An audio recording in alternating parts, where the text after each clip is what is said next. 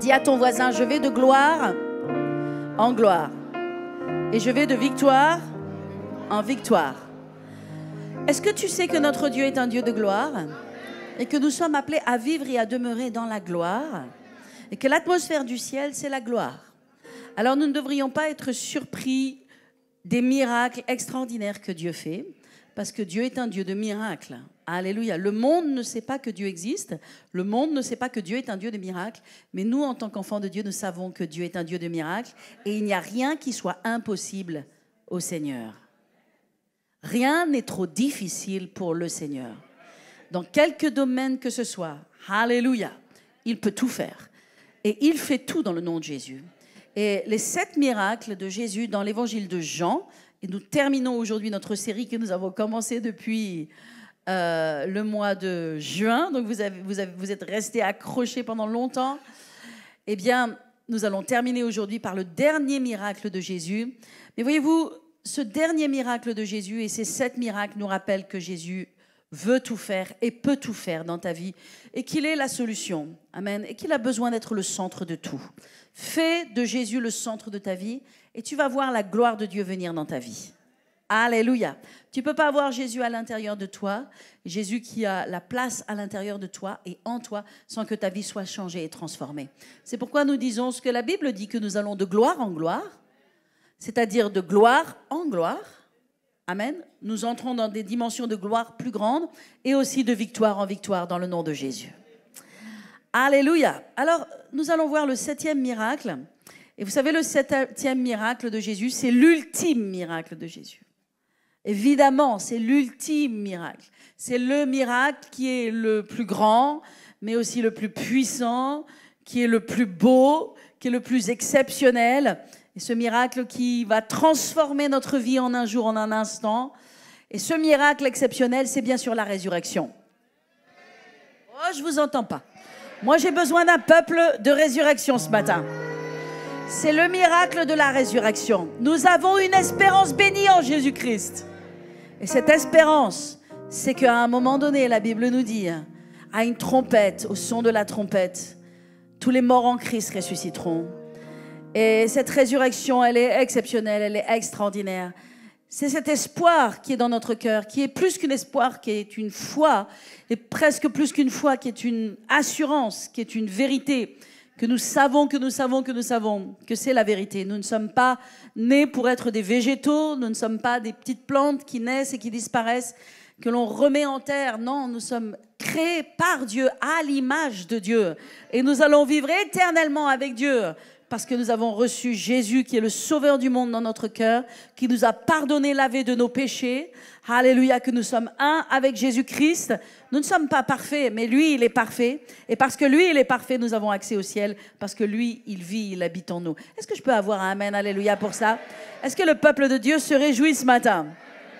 Alléluia. Alors, dans l'évangile de Jean, et combien je vous ai dit de fois que l'évangile de Jean était particulier, il était spécifique, alléluia. Eh bien, dans l'évangile de Jean, il y a 7 miracles, ça vous le savez par cœur maintenant. Mais vous savez, il y a aussi 7 déclarations exceptionnelles que Jésus a faites, qui sont les 7 grands « je suis » et qui se trouvent dans l'évangile de Jean. Et évidemment, si Jésus a fait 7 miracles et qu'il y a 7 je suis, il doit y avoir une correspondance. Il doit y avoir quelque chose qui matche et qui parle. Et avant d'entrer dans ce 7e miracle, j'aimerais vous parler de cette correspondance qu'il y a entre les 7 miracles de Jésus et les 7 je suis. Parce que ces 7 miracles et ces 7 je suis, c'est l'œuvre que Dieu veut faire dans ta vie et au travers de ta vie. Et c'est le Jésus qui veut être avec toi. Alléluia. Et ça, tu as besoin de le croire, tu as besoin de le savoir pour pouvoir marcher dedans. Est-ce que je parle à quelqu'un ce matin? Gloire à Jésus. Alors, eh bien, dans ces 7 miracles, bien sûr, nous savons que Jésus a changé l'eau en vin. Alléluia. C'est le premier miracle qu'il a fait. Et aussi, Jésus a dit, je suis le véritable cep. Et nous sommes les sarments. Et nous savons que le cep, c'est la vigne. Et que la vigne, c'est le vin. Alléluia. Et que les sarments prennent la vie du cep. Donc lorsque Jésus a changé l'eau en vin, il a dit aussi, je suis le cep, c'est-à-dire je suis la source, je suis la racine des choses, je suis la source pour vous. Amen. Et c'est en moi que vous aurez tout. Je pense que c'est important que nous réalisions, peuple de Dieu, que c'est en Christ que nous avons toutes choses. Et parfois, nous cherchons droite-gauche, que nous cherchons de l'aide, nous cherchons de la force, nous cherchons de l'espoir, au travers de différentes choses, mais toutes ces choses, nous les trouvons en Christ. Et nous avons cette plénitude en Christ. Alléluia. Donc il a dit, je suis le véritable cep. C'est-à-dire qu'il est la source, il est la source de toutes choses. Il est la source du fruit véritable dans ta vie. Amen. Faites-moi un peu des amen là.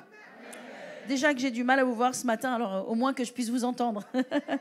Alléluia. Le deuxième miracle, amen, ça a été la guérison du fils de l'officier du roi.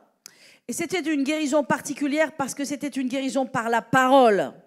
Or, ce fils de ce centenier du roi, eh bien, il n'était pas là.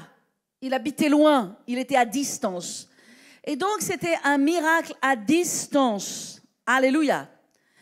Et néanmoins, Jésus a dit, il a prononcé cette parole. Il a prononcé cette parole. Il a dit, je suis le chemin, la vérité et la vie. Alléluia. Amen. Et donc, même à distance, amen, quand on prend le chemin de Dieu, alléluia, on trouve le miracle et la guérison dans le nom de Jésus. Alléluia. Amen. Il est le chemin. Il est le chemin et il envoie sa parole même à distance et sa parole fait l'œuvre. Le troisième miracle qui a été le miracle de Bethesda à la porte des brebis. Et Jésus qui a dit, je suis la porte des brebis. Alléluia. Je suis la porte de votre miracle. Je suis la porte de votre restauration. Je suis la porte d'une nouvelle vie pour vous. Alléluia. Jésus est la porte pour toi. Amen. C'est ce qu'il nous a dit et c'est ce qu'il veut être. Le quatrième miracle, qui est la multiplication des pains, et bien sûr Jésus qui a dit « Je suis le pain de vie. Celui qui me mange n'aura plus jamais faim. » Alléluia. Je suis le pain de vie. Jésus est notre nourriture. Il est celui qui nous nourrit. Il nous nourrit physiquement, mais il nous nourrit aussi spirituellement. Tellement de gens dans ce monde ont des vides. Et vous savez, ce qui vient remplir les vides, ce sont les addictions. Les gens, ils ont des addictions parce qu'ils ont des vides à l'intérieur d'eux. Alors, ils se tournent vers la pornographie, qui est une addiction. Ils se tournent vers des drogues, ils se tournent vers certains plaisirs, ils se tournent vers différentes choses. Parce qu'ils ont un vide à l'intérieur d'eux. Mais nous savons que toutes les addictions détruisent. Personne n'est heureux de regarder de la pornographie, je peux vous assurer. Personne n'est heureux de consommer des drogues. Personne n'est heureux d'être dépendant de l'alcool. Personne n'est heureux de quelque dépendance que ce soit. Parce que ces dépendances viennent remplir un vide, mais nous savons qu'elles ne remplissent rien. Nous savons qu'elles détruisent. Et elles détruisent encore plus et encore davantage, parce que ce n'est que la main de Satan dans la vie des gens. Mais Jésus a dit, je suis le pain de vie. Alléluia. Jésus détruit toutes les addictions. Alléluia. Et Jésus remplit ton cœur. Amen. De sorte qu'il n'y ait plus de vide. Alors je déclare dans le nom de Jésus sur ta vie, il n'y a plus de vide. Quand tu manges le pain de Dieu, le pain du ciel, alléluia, il n'y aura plus de vide. Alléluia. Cinquième miracle, Jésus marche sur l'eau. Alléluia. Et qu'est-ce qu'il fait quand il marche sur l'eau? Il retrouve ses disciples qui sont dans les troubles, qui sont dans la peur, qui sont au milieu d'une tempête. Et Jésus a dit, je suis le bon berger. Et qu'est-ce que fait le bon berger? Il prend soin de ses brebis. Alléluia.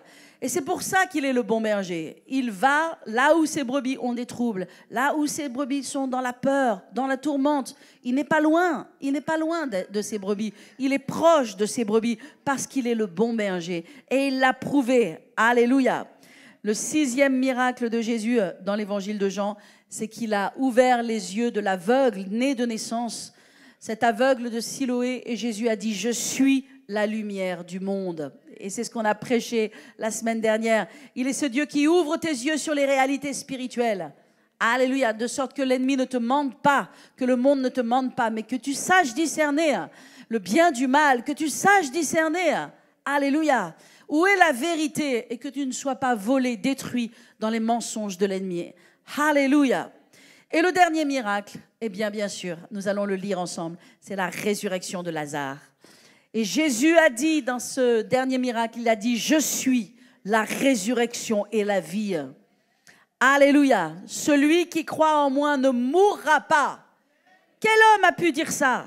Pas un homme, pas un philosophe, pas un leader religieux de quelque religion que ce soit. Personne, ni un politique, ni qui que ce soit, n'a jamais pu prononcer des paroles telles que celles-ci. Ce sont des paroles extraordinaires, ce sont des paroles puissantes qui ne sont pas humaines. Ce sont des paroles qui viennent directement du trône de Dieu. Où Jésus a dit, je suis la résurrection et la vie. Quiconque croit en moi ne mourra pas. Quand bien même il meurt, il ne mourra pas. Mais il aura la vie éternelle. Alléluia. Mes amis, ne prenons pas pour argent comptant, ne prenons pas à la légère le fait que nous sommes des enfants de Dieu et que nous avons la vie éternelle à l'intérieur de nous. Au moment où nous avons dit oui à Jésus sincèrement, alléluia, qu'est-ce qui est entré à l'intérieur de nous? Le royaume de Dieu est entré à l'intérieur de nous. Et instantanément, nous sommes nés de nouveau. Ça veut dire que notre esprit qui était mort a été maintenant connecté à Dieu et nous commençons à comprendre les choses spirituelles. Nous comprenons que nous ne sommes pas juste matériels, humains, mais nous sommes reliés à un Dieu puissant et merveilleux qui est le Créateur et qui nous aime. Alléluia. Et non seulement cela, dans cette expérience surnaturelle qui est la nouvelle naissance, mais encore le royaume de Dieu vient à l'intérieur de nous et maintenant nous sommes éternellement vivants. Quand bien même nous mourrons, parce qu'il a été donné à tout homme de mourir une fois, puis vient le jugement, dit la Bible. Je le répète, il a été donné à tout homme de mourir une fois. Tout le monde mourra une fois, on mourra tous une fois, mais on ne mourra pas deux fois. Alléluia. Amen. La première mort est la mort physique et la deuxième mort est la mort spirituelle. Et la plus grave de ces deux morts, c'est la mort spirituelle. Parce que la mort physique, tout le monde mourra physiquement. Certains, c'est vrai, meurent dans des situations et dans des conditions terribles et tragiques. D'autres partent vraiment dans la paix, dans la présence de Dieu. Quelle que soit la mort, cette mort n'est pas la plus grave. Parce qu'elle n'est pas la fin de la vie. Parce qu'il n'y a pas la fin de la vie. Parce qu'il n'y a pas de fin de vie. Parce qu'après la mort, il y a la vie. Mais quelle vie? La vie avec Dieu ou la vie sans Dieu. Mais quelle que soit cette vie, elle est éternelle. Éternellement vivante avec Dieu, dans la gloire, dans la présence de Dieu, ou éternellement séparée de Dieu. Je ne vous apprends rien, mais néanmoins, c'est important de le dire et de le répéter. Jésus a dit, je suis la résurrection et la vie. Et le plus grand miracle, qui est le miracle à venir, ça va être la résurrection. Alléluia. Tous les morts en Christ vont ressusciter. Et si Jésus tarde et que nous aussi, nous partons dans la mort, dans ce départ, eh bien notre corps, alléluia, à ce moment donné, à cette trompette surnaturelle, alléluia, du ciel qui sonnera à un moment donné, notre corps ressuscitera. Et pas seulement notre corps, le corps de millions de gens, de centaines de millions de gens qui ont existé sur la terre et qui ont marché avec Dieu, alléluia, et qui ont été lavés de leurs péchés par Jésus-Christ. Est-ce que quelqu'un peut dire amen dans ce lieu ? Est-ce que quelqu'un peut dire amen quand quelqu'un qui dit amen? Alléluia! Dis à ton voisin, je suis un enfant de Dieu. Thank you, Jesus. Tournons avec nous dans l'évangile de Jean. Tournons ensemble dans l'évangile de Jean. Et on va le lire. On va lire la parole. Amen. C'est bien de lire la parole? Ok. Alléluia. Jean. Et il me semble que c'est Jean 11. Jean 11. Tournez dans vos Bibles. J'aimerais bien entendre toutes les pages tourner là. Un bon son doux, joyeux. Alléluia. Des pages de la Bible, de ceux qui viennent avec leur Bible. Alléluia. Chacun d'entre nous. Amen, amen, amen. Gloire à Jésus. Ça va, nos bien-aimés en ligne? Est-ce que vous êtes bien connectés? Vous êtes dans Jean 11. J'entends pas vos pages, mais je sais qu'elles tournent en ce moment. Alléluia. Il y avait, verset 1, un homme malade, Lazare de Béthanie, village de Marie et de Marthe, sa sœur. Verset 3.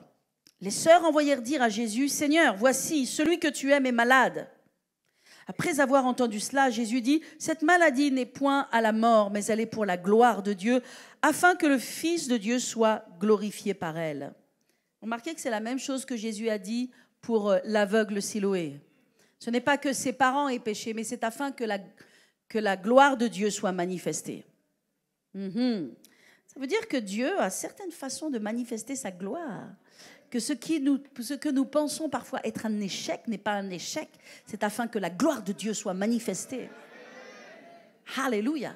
Toutes les situations par lesquelles tu passes ne sont pas des échecs. Toutes les situations par lesquelles tu passes ne sont pas seulement orchestrées par Dieu, par Satan, je veux dire. Elles ne sont pas orchestrées par Satan. Il y a quelqu'un qui est au-dessus de Satan dans le monde spirituel et qui sera toujours au-dessus de Satan, qui s'appelle Dieu. Alléluia. Alléluia. Et n'oublie jamais ça. Et toi, tu n'es pas un enfant de ce monde, tu n'es pas un enfant de Satan, mais tu es un enfant de Dieu. Alléluia. Jésus sera toujours supérieur. Il l'a vaincu à la croix. Il a détruit Satan à la croix. Alléluia. Amen.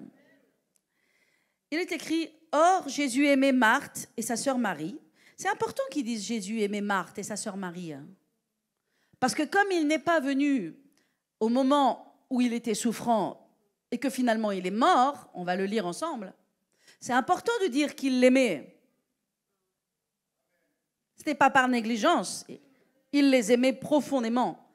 Et on va voir pourquoi il a fait cela. Or Jésus aimait Marthe et sa sœur Marie et Lazare. Et lorsqu'il lui a appris que Lazare était malade, il resta encore 2 jours de plus dans le lieu où il était. Waouh!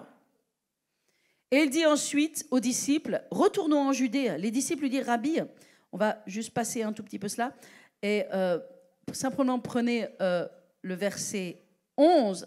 Après ces paroles, Jésus dit, Lazare, notre ami, dort, mais je vais le réveiller. Les disciples lui dirent, Seigneur, s'il dort, il sera guéri. Jésus avait parlé de sa mort, mais ils crurent qu'il parlait de l'assoupissement de son sommeil.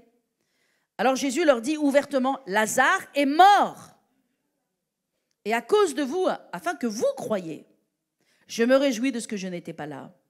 Mais allons vers lui, sur quoi Thomas, qui n'a pas tout compris, dit aux autres disciples, allons aussi afin de mourir avec lui. Bon. Dieu nous a laissé des petites phrases assez croustillantes dans la Bible qu'au moins, parfois, on puisse rire. Vous savez, je vous ai dit que le passage de l'Écriture qui me fait le plus rire de la Bible, bah oui, c'est possible de rire dans la Bible. Bah, c'est juste le miracle d'avant que j'ai prêché la semaine dernière. Bon, on n'a pas lu ces passages parce qu'on n'avait pas le temps. Mais je ne peux pas lire, je crois que c'est Jean 9, je ne peux pas lire sans rire et rire de cette histoire de cet homme aveugle guéri à la piscine de Siloé. Et de voir comment les religieux s'agitent et comment les gens sont en colère. Et ce qu'ils disent, c'est vraiment... Lisez-le. Parfois, ça fait du bien. On a le droit de rire dans la Bible. Alléluia. Amen. Alors, verset 17, Jésus étant arrivé, trouva que Lazare était déjà depuis 4 jours dans le sépulcre. 4 jours. Et comme Béthanie était près de Jérusalem, des Juifs étaient venus. Verset 20. Lorsque Marthe apprit que Jésus arrivait, elle alla au-devant de lui. Et tandis que Marie se tenait assise à la maison, Marthe dit à Jésus, « Seigneur, si tu avais été ici, mon frère ne serait pas mort. Mais maintenant même, je sais que tout ce que tu demanderas à Dieu, Dieu te l'accordera. » Jésus lui dit, « Ton frère ressuscitera. » « Je sais, lui répondit Marthe, qu'il ressuscitera à la résurrection au dernier jour. » Jésus lui dit, « Je suis la résurrection et la vie. Celui qui croit en moi vivra, même s'il meurt. Et quiconque vit et croit en moi ne mourra jamais. » Ouh. Alléluia. Et quiconque vit et croit en moi ne mourra jamais. Et il se tourne vers Marthe et il lui dit, « Crois-tu cela ?» Et moi, j'aimerais vous poser cette question ce matin. Crois-tu cela? Est-ce que tu le crois? Alléluia. Ne mourra jamais. Elle dit, oui Seigneur, je crois que tu es le Christ, le Fils de Dieu qui devait venir dans le monde. On va voir après que Jésus va parler avec Marie, mais je vais sauter ce passage simplement. Les voici qui arrivent au tombeau.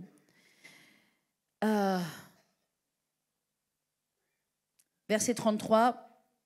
Jésus, la voyant pleurer, Marie, elle et les Juifs qui étaient venus avec elle, frémit en son esprit et fut tout ému. Et il dit, où l'avez-vous mis?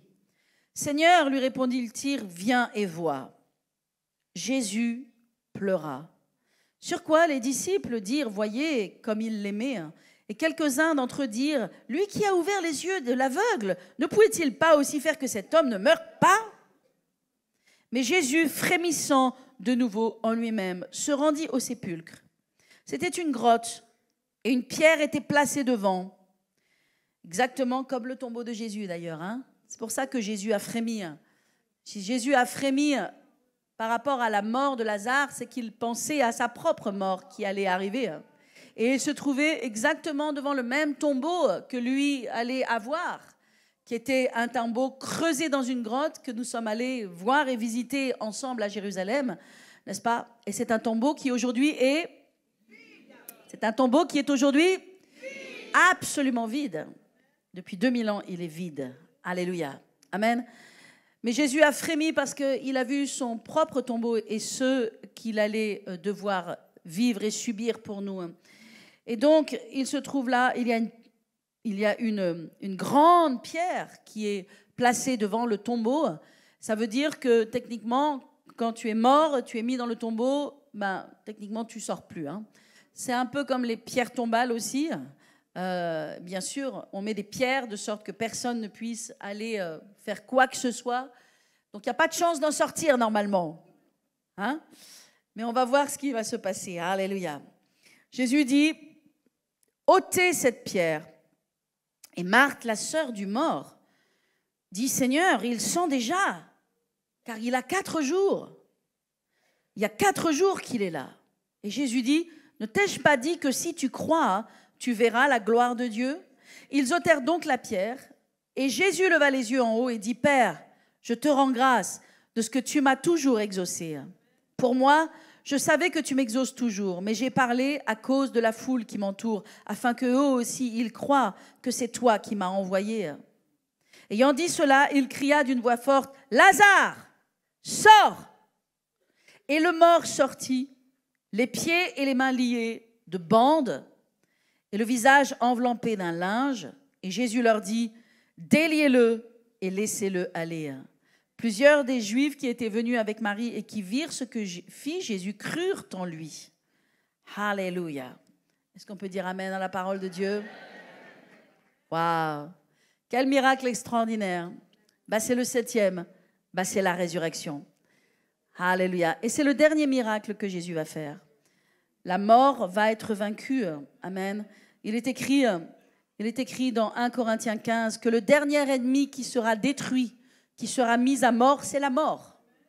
Le dernier ennemi qui sera mis à mort, c'est la mort. Satan sera détruit, ses ennemis, ses démons, seront liés, seront jetés en enfer éternellement. Mais le dernier ennemi, l'ennemi de l'homme qui sera mis à mort, c'est la mort. Alléluia. Amen.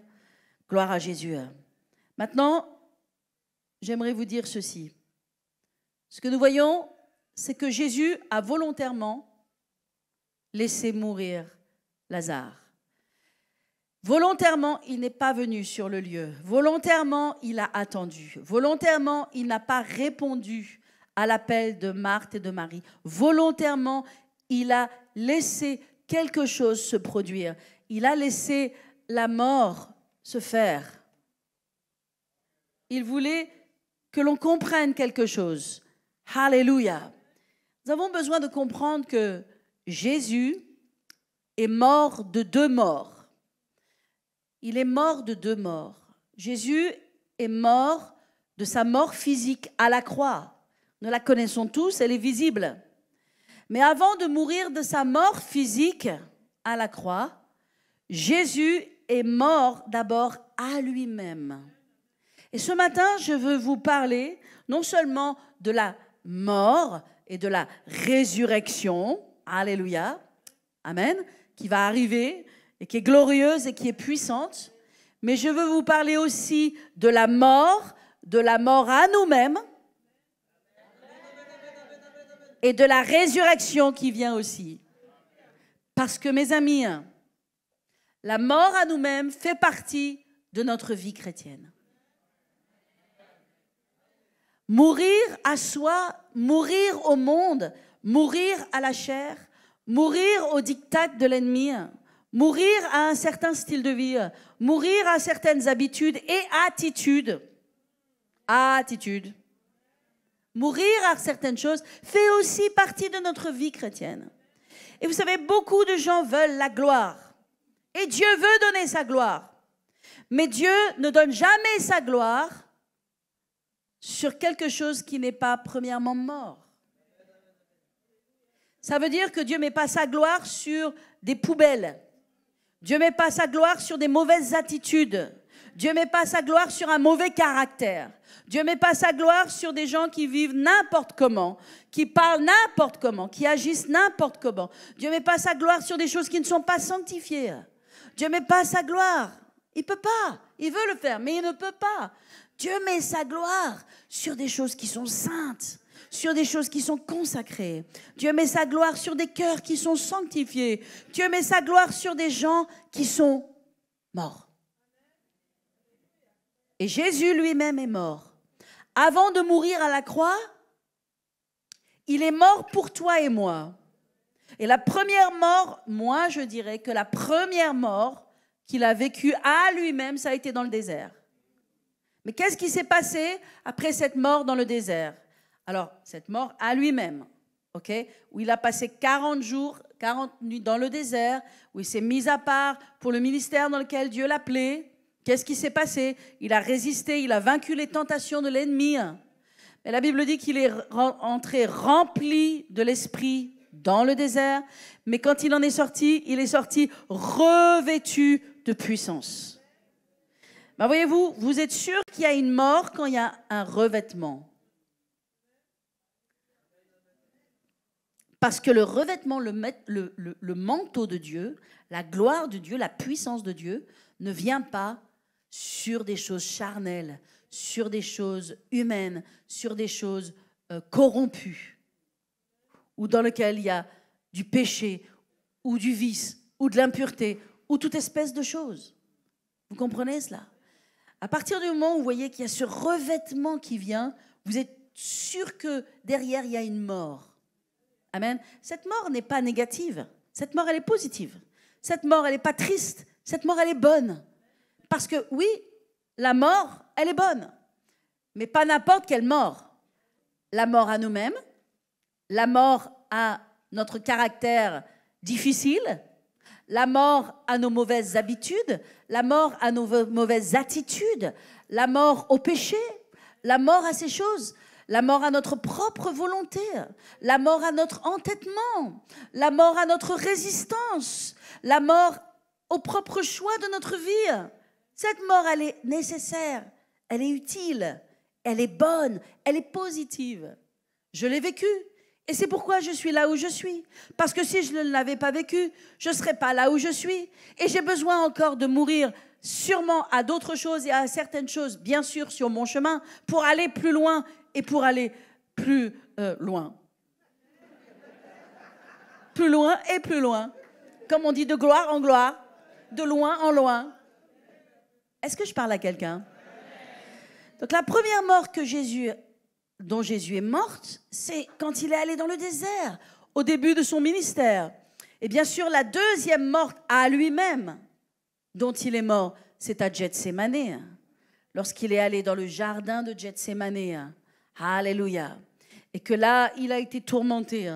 Et que là, il a demandé à Dieu, il a dit, Seigneur, Père, c'était juste avant la croix, juste avant qu'il aille donner sa vie pour vous et moi, où il a prié cette prière, où il a dit, Seigneur, si tu peux enlever cette coupe de malédiction, cette coupe que je dois boire, si tu peux l'ôter, si, en d'autres termes, si le monde peut être sauvé, peut être racheté par Dieu, s'il y a un autre chemin, trouve-le. C'est ça la prière. S'il y avait une autre façon de faire, que plutôt que moi, je sois l'agneau de Dieu, je sois le sacrifice ultime, s'il y avait un autre chemin, trouve-le. Mais s'il n'y en a pas d'autre, si c'est moi, et c'est moi, et il n'y a pas d'autre choix que ce soit moi, alors il y a cette prière que Jésus a fait. Non pas ma volonté, Seigneur, mais que ta volonté soit faite dans ma vie. Et quand Jésus a prié cette prière à Gethsémane, la Bible dit qu'il a sué des grumeaux de sang. Le sang est sorti de son front, qui est une condition physique ultime d'un stress immense. C'est le stress que Jésus a vécu en vue de la croix. Mais s'il est allé à la croix, la Bible est claire, qu'il est aussi allé à la croix en ayant la joie de nous avoir en vue et de voir en vue les multitudes et les multitudes de gens qui allaient après entrer dans le royaume de Dieu, sortir de l'emprise de Satan et être sauvés par son sacrifice à la croix. Donc il est mort à lui-même en vue. Vous savez, la mort à nous-mêmes doit faire partie de notre vie. La mort à toi-même doit faire partie de ta vie. Il y a des choses que le Saint-Esprit te conduira et dans lesquelles il te parle. Et peut-être il te parle déjà depuis longtemps, ou peut-être il te parlera et il te montrera. Mais il y a des choses dans lesquelles et pour lesquelles tu dois mourir. Mais n'oublie jamais que dans cette mort à toi-même, qui est l'abandon de certaines choses, amen, eh bien, c'est toujours en joie d'eux. C'est toujours en vue de la joie qui nous est réservée. C'est pas mourir pour mourir. C'est pas mourir pour dire, eh ben, je meurs et je me flagelle, comme ça se passe dans certaines religions. Dans certaines religions, vous savez, notamment en Inde et dans d'autres endroits, ils prennent des fouets et à certaines fêtes, ils se fouettent et ils s'ensanglantent le dos. C'est arrivé aussi dans le Moyen-Âge, notamment dans l'Église catholique et dans toutes ces choses qui n'est pas Dieu, où Dieu n'est pas du tout dedans. Ce n'est pas la volonté de Dieu que nous faisons cela. Et donc des gens essayaient de fouetter leur chair, de frapper leur chair, d'ensanglanter leur chair, en espérant que le péché et que le mal allait sortir de leur chair parce qu'ils se blessaient eux-mêmes. Ce n'est pas de cette mort, ce n'est pas ce que Dieu veut. On ne peut pas se sanctifier nous-mêmes par nos propres moyens. Nous sommes sanctifiés par l'Esprit de Dieu. C'est le Saint-Esprit, c'est une œuvre de l'Esprit que nous accueillons dans notre vie. Et nous et le Saint-Esprit, dans un partenariat extraordinaire,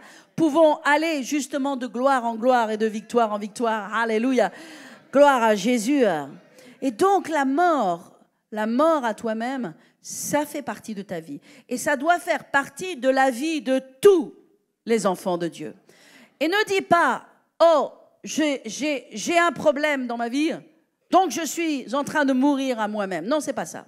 Les attaques de l'ennemi ne sont pas une mort à toi-même. Le fait que tu aies peut-être un problème à ton travail et que tu vis une persécution à ton travail ou que tu as des soucis financiers qui arrivent, ce n'est pas une mort à toi-même, c'est l'ennemi qui t'attaque et tu as besoin de réprimander l'ennemi.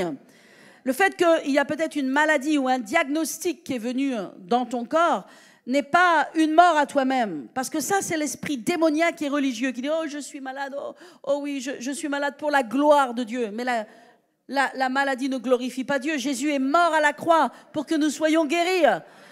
Donc ce n'est pas une mort à nous-mêmes. Nous ne mourrons pas à nous-mêmes au travers de la maladie, ou nous ne mourrons pas à nous-mêmes au travers de je ne sais quelle situation ou problème. Alléluia.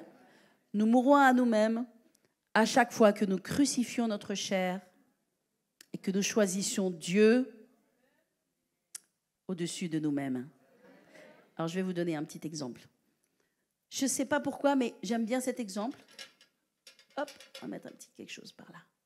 Je regardais une personne, cette semaine, qui avait un joli bouquet de fleurs, qui s'était acheté des fleurs, et je discutais avec cette personne, et elle était en train justement de tailler ses fleurs.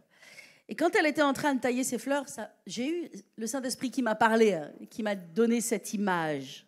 Voyez-vous, quand vous voulez faire un joli bouquet de fleurs, n'est-ce pas? On vous offre des fleurs, vous avez des jolies fleurs. Alléluia, ok.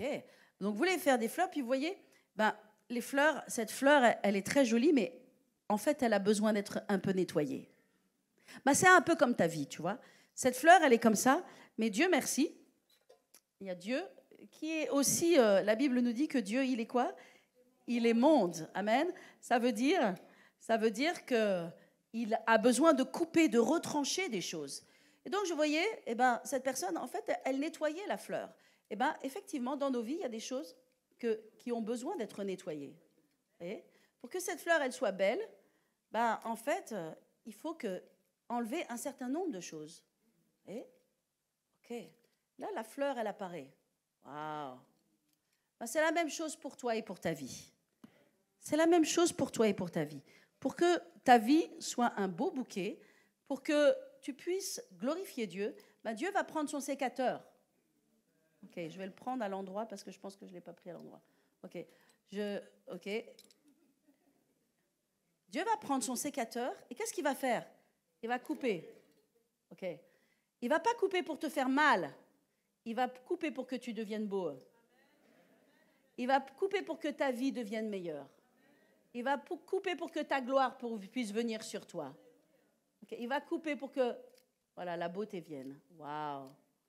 Voilà. Est-ce que c'est mieux comme ça? Ok. Qui est-ce qui va venir m'aider pour tenir mes fleurs? Quelqu'un? Est-ce que Rose va venir? Avec un beau nom comme ça? Ok, Mimi, viens. Ok, le premier. Merci. Ok, encore? Vous voyez cette fleur? Est-ce que vous la voyez, cette fleur? Non, on ne la voit pas bien. On ne la voit pas bien parce qu'il y a des choses qui posent problème. D'accord? Donc cette fleur, elle a besoin d'abandonner certaines choses. D'accord? Ok, on va essayer de ne pas couper la fleur. On va couper ce qu'il faut. Je ne vais pas couper la fleur. Et Dieu, il ne coupe jamais la fleur. Ah, si, j'ai coupé la fleur un peu. Un petit peu. Bon, ok, personne n'a rien vu, ok? Ok. Bon, c'est Dieu le spécialiste, c'est pas moi. Voilà. Elles sont où mes fleurs? Je suis en train de faire un bouquet. Encore? Est-ce que vous comprenez cela? Ok, regardez cette fleur. Waouh. Il y a du job, Tiens, j'ai l'impression que c'est quelqu'un ici dans l'église, là. C'est quelqu'un qui se met tout le temps en colère. C'est quelqu'un qui râle tout le temps et qui ne se soumet pas souvent. Et dès qu'il y a des soucis, dès qu'il y a quelque chose à dire, cette personne, elle est là. Ok. Et qu'est-ce qu'elle fait encore, cette personne? Donnez-moi des exemples. Elle est en train de s'améliorer, là, regardez. Est-ce que c'est mieux, là? Donnez-moi des exemples. Qu'est-ce qu'elle fait, cette fleur-là? Elle parle trop. Je parle dans mon micro, c'est ça? Tu veux qu'on tienne mon micro? Non, ça va aller. Qu'est-ce qu'elle fait? Allez, je vous... Oh. Bon, vous n'avez rien vu. C'était pour la bonne cause. Elle se plaint, elle râle. Ok, qu'est-ce qu'elle fait, cette personne?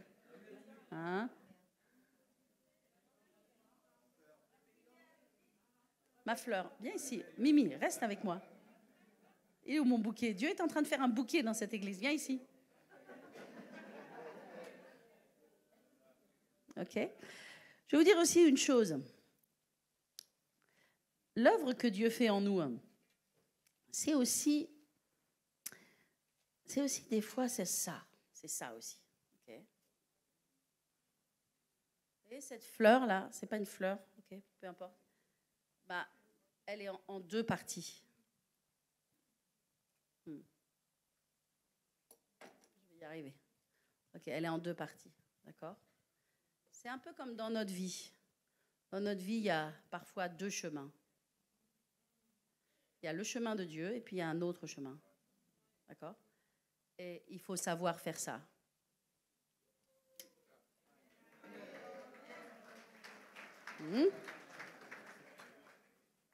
Encore?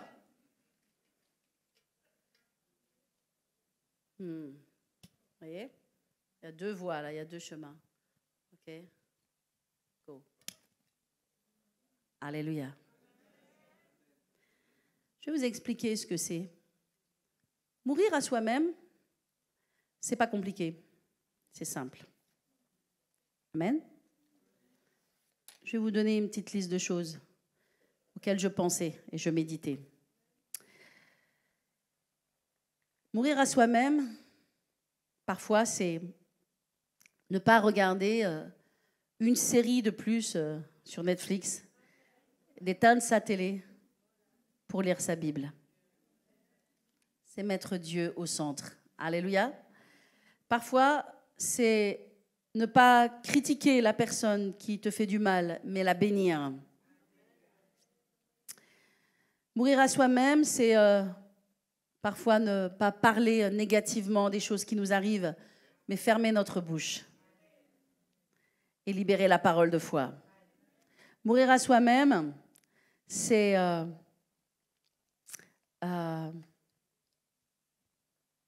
te réjouir quand personne ne voit tes efforts, quand tu sers et qu'il n'y a personne qui te donne une tape dans le dos, et que tu le fais pour Dieu.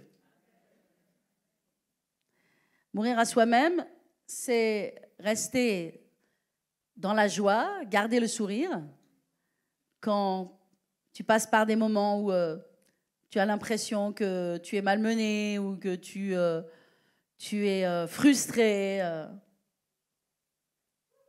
Mourir à soi-même.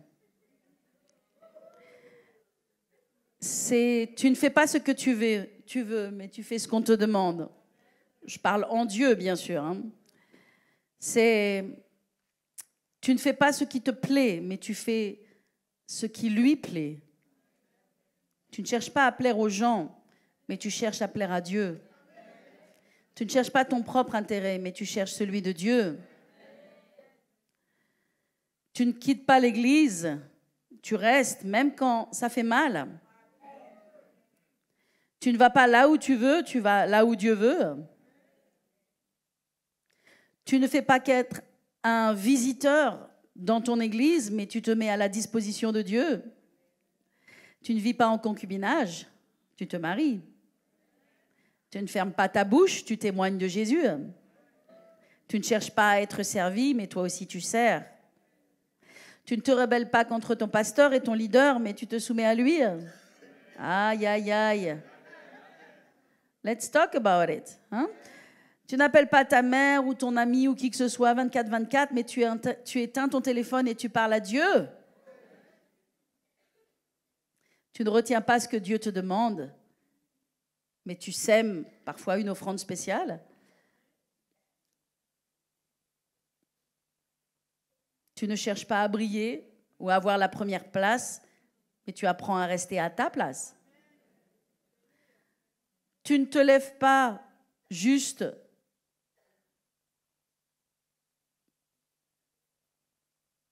avant de partir travailler, mais tu te lèves plus tôt pour avoir ton temps avec Dieu. Eh oui. Tu ne retournes pas au lit le dimanche matin, ou tu ne cherches pas un travail qui paye mieux le dimanche matin, mais tu te lèves pour aller honorer ton Dieu. Tu ne te trouves pas dans une chambre avant le mariage avec celle que tu aimes, mais tu rentres chez toi. Tu ne te couches pas à 2h du matin le samedi soir, mais tu rentres à une heure raisonnable parce que tu veux adorer ton Dieu. La liste est longue, mes amis. Il y aurait tellement de choses à dire. Mais ça, c'est vraiment la base. C'est le minimum du minimum. Que quand ces choses ne sont pas en place dans notre vie, en fait, Dieu ne peut pas mettre plus de gloire. Alléluia. Alors, mourir à soi-même, c'est, en fait, qu'est-ce que c'est en fait? C'est comme cette fleur, couper certaines choses pour que Dieu et la volonté de Dieu soient le centre de ta vie. C'est tout simple. Mais Jésus et Paul ont dit comme cela, Paul a dit comme cela, ce n'est plus moi qui vis. C'est maintenant Christ qui vit en moi. Et ça veut dire que maintenant, quand je fais un choix, merci Mimi, quand je prends une décision, amen, mes choix et mes décisions ne sont pas commandés ou ordonnés par ma chair, par ce que moi je veux. Mais maintenant, mes choix et mes décisions sont soumis à la volonté de Dieu. Donc je ne fais pas ce que je veux faire, mais je fais ce que Dieu veut que je fasse. Et c'est ça, mourir à soi-même. Et je vais vous dire une chose. On pourrait parler de mourir à soi-même longtemps. Mais l'Église de Jésus-Christ, dans les temps dans lesquels nous sommes, sachant que Jésus revient bientôt, le rôle du pasteur est de former l'Église au retour de Christ. Le rôle du pasteur est de préparer l'Église à son retour. De sorte que quand Jésus va revenir, il ne va pas trouver des vierges folles, mais il va trouver des vierges sages qui auront leurs lampes remplies d'huile. Alléluia. Amen. Parce que Jésus revient bientôt. Et dans les temps dans lesquels nous ne sommes pas appelés à être des visiteurs d'église.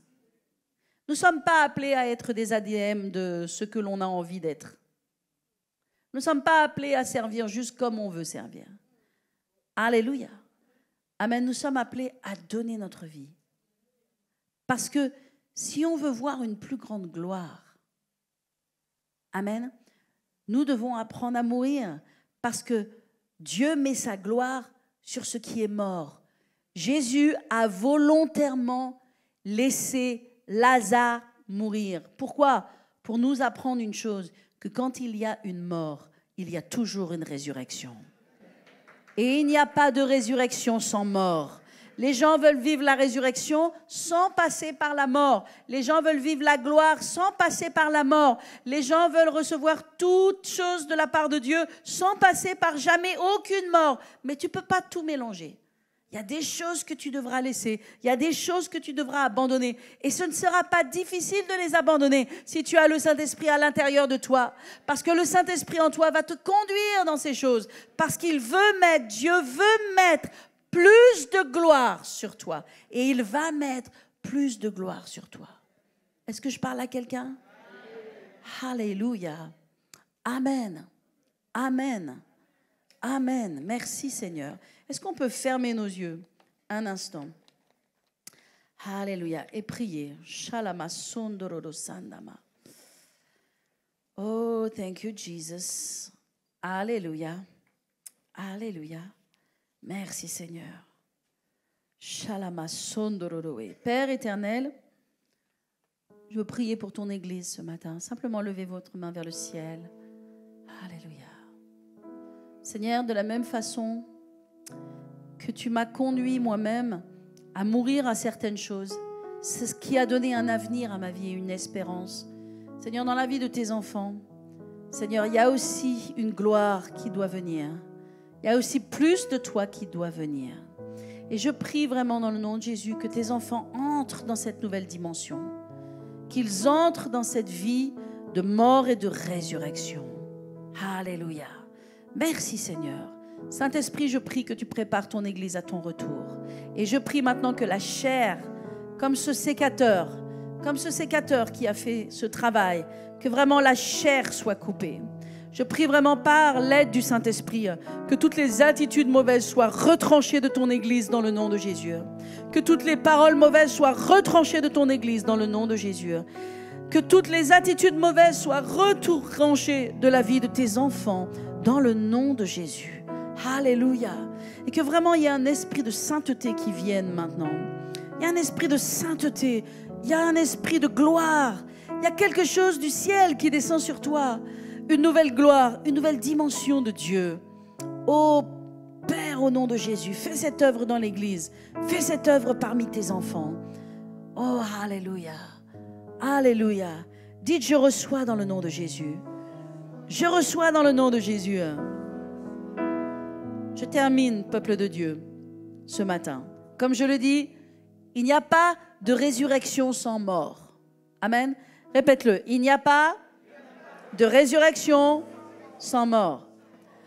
Amen. La seule mort que nous devons mourir, c'est la mort à nous-mêmes, c'est-à-dire à notre propre volonté, qui est parfois têtue et charnelle. Ok? La mort à soi-même, c'est simple. Tout le monde dit la mort à soi-même, c'est simple. C'est simplement donner sa vie à Dieu. Alléluia. Et donc, c'est accepter d'abandonner certaines choses. Alléluia. Afin de pouvoir monter dans une nouvelle dimension avec Dieu. Mes amis, si tu acceptes de mourir à toi-même et au monde, tu vivras une résurrection. Et tu vivras une nouvelle gloire. Le verset fondamental, un des versets fondamentaux qui résume l'œuvre de Christ, mais aussi qui résume tout ce que l'on fait, tout ce que l'on donne, tout ce que l'on sème, tout ce que l'on fait. C'est ce verset qui se trouve dans Jean 12, au verset 24, qui dit, et Jésus a dit, en vérité, je vous le dis, si le grain de blé qui est tombé en terre ne meurt, si le grain de blé qui est tombé en terre ne meurt, Jésus était le grain de blé qui allait tomber en terre et qui allait mourir. La Bible nous dit que si le grain de blé qui est tombé en terre ne meurt, il reste seul. Mais si il meurt, il porte beaucoup de fruits. En d'autres termes, si le grain de blé, il ne meurt pas. Vous savez, qu'est-ce qui fait que le grain de blé meurt? Il est enterré dans la terre. Si vous semez juste une semence, vous la semez juste comme ça sur une terre, il n'y a rien qui va pousser. D'accord? Mais si le grain de blé, il meurt, vous savez, chaque semence meurt. Toutes les semences d'un fermier, d'un agriculteur qu'il sème, qu'il va semer en terre, que ce soit pour du maïs, du blé ou quelle que soit la chose, elle va devoir tomber en terre. L'agriculteur, vous savez, il sème ses semences, puis après, il fait passer son gros tracteur avec ses grandes roues là, qui vont creuser la terre. Et qu'est-ce qui va se passer? La semence, elle va se retrouver enterrée sous la terre. Et qu'est-ce qu'elle va faire enterrée sous la terre? Elle va mourir. Elle va mourir. Oui, mais qu'est-ce qui va se produire dans cette mort? Eh bien, il y a une résurrection qui vient. Il y a un processus qui se fait, que lorsque le grain de blé, il meurt, après, il y a une résurrection qui vient. Et d'un seul coup, le grain de blé va sortir de sa coquille, va exploser sa coquille, et il va y avoir ce germe qui va commencer à pousser, et ce germe va commencer à sortir de terre, va montrer sa tête à la terre, au-dessus de la terre, et va monter. Et là, il va y avoir des centaines d'autres grains qui vont être produits. Mes amis, c'est la même chose pour notre vie. Si tu n'acceptes pas de mourir, si tu veux toujours te battre, si tu veux toujours résister, si tu veux pas te soumettre, si tu veux pas apprendre, si tu veux pas laisser ta chair de côté, si tu veux vivre juste comme tu veux vivre, le grain de blé ne va pas mourir. Il va jamais mourir. Et vous savez, il y a des gens, ça leur demande leur vie entière pour mourir. Ils perdent leur vie. Ils perdent 10 ans, ils perdent 15 ans, ils perdent 20 ans parce qu'ils n'acceptent pas de mourir. Regardez Jonas. Jonas, comment Dieu a dû se battre avec Jonas. Parce que Jonas, il n'acceptait pas de mourir à sa propre conception, à sa propre volonté. Mais si le grain de blé meurt, plus vite tu meurs, plus vite tu vas porter du fruit. Plus vite il va y avoir la résurrection. Plus vite Dieu va t'utiliser dans ta vie.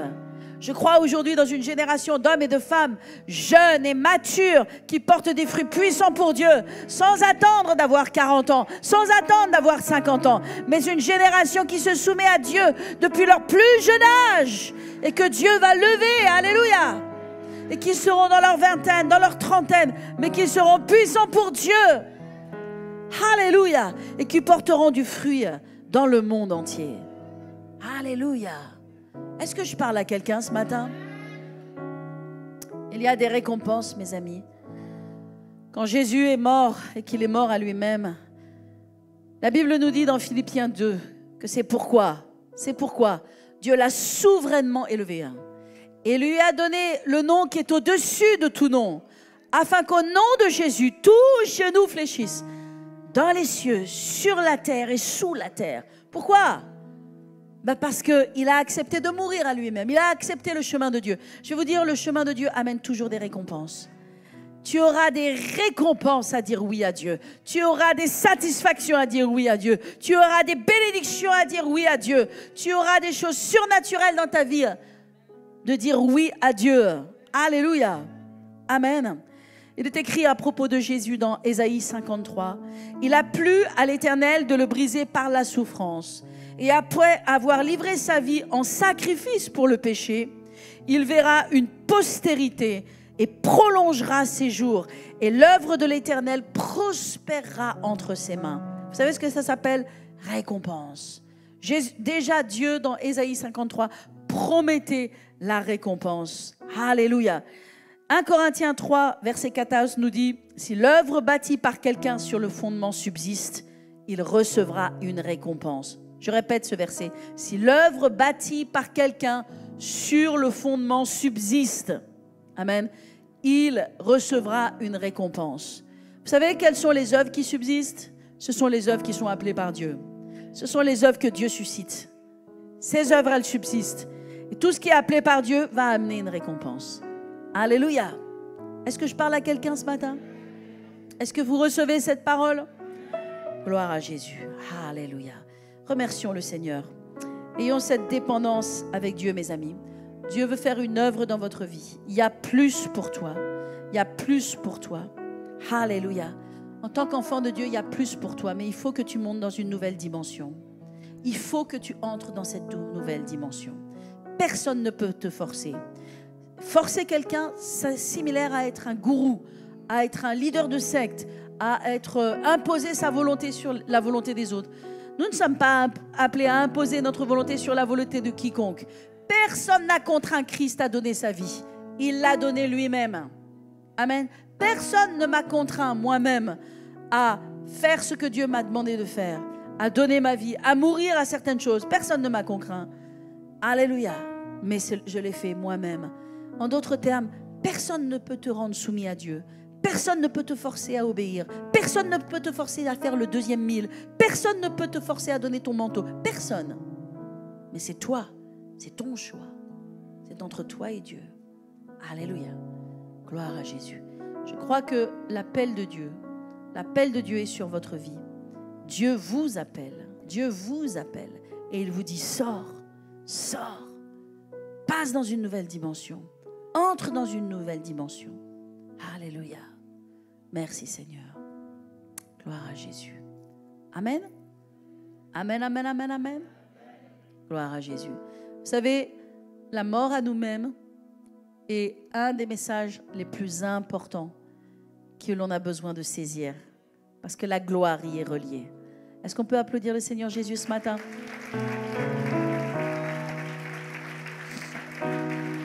Pas de mort, pas de gloire. Mais avec la mort vient beaucoup de gloire, beaucoup de victoire, beaucoup de fruits. Fermons nos yeux ensemble.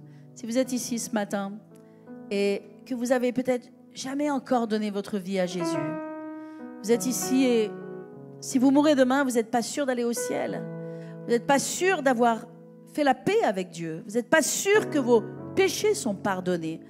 J'aimerais vous inviter à répéter cette prière de tout votre cœur, là où vous êtes. Et tous ensemble, on va prier ou répéter avec vous. Alléluia. Simplement, répétez. Dites, Seigneur Jésus, je viens à toi maintenant et je te donne mon cœur. Ou entre dans ma vie. Viens dans mon cœur. Sois mon Seigneur et mon Sauveur. Lave-moi de mes péchés et sauve-moi par ton précieux sang. Merci Jésus pour ce si grand salut que je reçois maintenant dans le nom de Jésus. Dans le nom de Jésus. Et tout le peuple de Dieu dit Amen. Alors que tous les yeux sont fermés, si vous avez prié cette simple prière, eh bien, levez votre main là où vous êtes, simplement. Alléluia. Si vous avez prié cette simple prière, levez bien haut votre main. Vous dites, j'ai prié cette simple prière, peut-être pour la première fois ce matin, mais sincèrement, levez votre main là où vous êtes. Alléluia.